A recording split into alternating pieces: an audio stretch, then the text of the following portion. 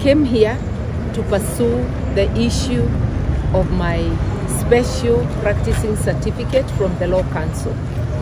I have been able to speak on telephone to Justice Mulyangoja because we didn't find any officials at the Law Council, and she has assured me that they will look into the matter and I will get an answer as early as tomorrow.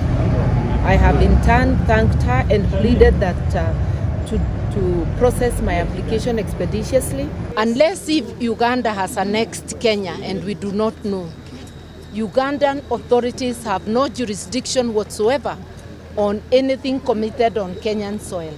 That is, if at all any offense was committed. So we will be raising many objections. I am coordinating Pan-African lawyers from Nigeria, from Kenya, from Ghana, from various jurisdictions, including Tanzania, who will also be applying to practice. As Pan-African lawyers and politicians, we are taking this matter very seriously. We are going to stand in solidarity, and we will file other cases in the East African Community Court, EACJ, against Kenya and Uganda for their illegal conduct. That we ought to apply for adjournment, I should say our clients, not client, so that we can get the answer from the Law Council. You can see for yourself the harassment we have to endure, that they cannot wait even for a minute for this conversation to happen. I want to agree with my colleague, the Lord Mayor, that the abduction of Mr. Besigye and Mr. Lutale from Kenya breaches the Constitution of Kenya, the Constitution of Uganda, and the East African Treaty. I have looked at the charge sheet. The offenses are alleged to have been committed in Kenya, Greece, and Switzerland. Honorable Martha Karua tumwebaza akulembedde mu tiimu eno olwaleero be mulabyeko asatu mu abataano ab'e Uganda. Kakati kugenda kweyongerako tiimu yonna nga gy'abannyonnyodde. Already ya contacting zeddabe Ghana, ya contact Nigeria, ya contacting zeddabe aba Tanzania, abagenda okuva Kenya bangi, abagenda okuva Zambia, abagenda okuva mu platform mu fraternity eyo eya Pan-African lawyers nene abagenda okujja wano. So Law Council yetegeke okubanga processing certificates nyingi ng'etandikira ku ya Honorable Martha Karua, kubanga tiimu yaffe tugisuubira okubeera very solid. So twebaza nnyo ne sekwebaza Senior Counsel waffe Honorable Martha Karua obuvumu bwonna bw'ayolesezza okumuyisa mu mbeera eno gye bamuyisizaamu ng'eyo okumutwala ng'ekyonziira bwe bati okumuyisa mu mbeera embi ennyo. We came here to pursue the issue of my special practicing certificate from the Law Council.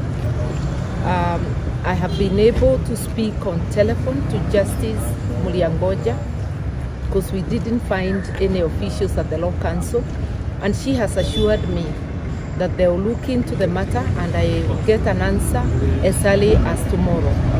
I have in turn thanked her and pleaded that to process my application expeditiously. Olwaleero twesanze nga proceedings teziyinza genda maaso. Ekisookera ddala tuvumirira ne sekuvumirira empisa gye batuyisizzaamu wano nga balooya n'abantu baffe, empisa gye batuyisizzaamu ne batandika okusaakinga buli omu, ne batuggyako amasimu gaffe nga batulemesa, ng'ate kooti ebeera open. Omugenyi waffe ng'ate Senior Counsel Honorable Martha Karua ne bamuyisa mu mbeera eyo gye bamuyisizzaamu. Naye twesanze era nga tetuyinza kugenda maaso kubanga certificate ye ebadde tennavaayo. Twateekamu okusaba mu Law Council empapula ne tebannamaliza zi processinga. Okusaba twakuteekayo wiiki ewedde nga 27.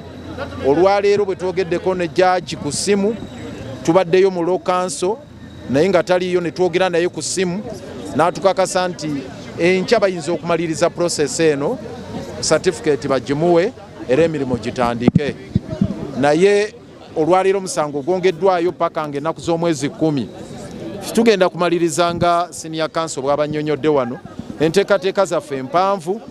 Tugenda kuŋŋaanya bamupuliida Honorable Martha Karua tumwebaza akulembeddemu ttiimu eno. Olwaleero be mulabyeko 35 ab'e Uganda.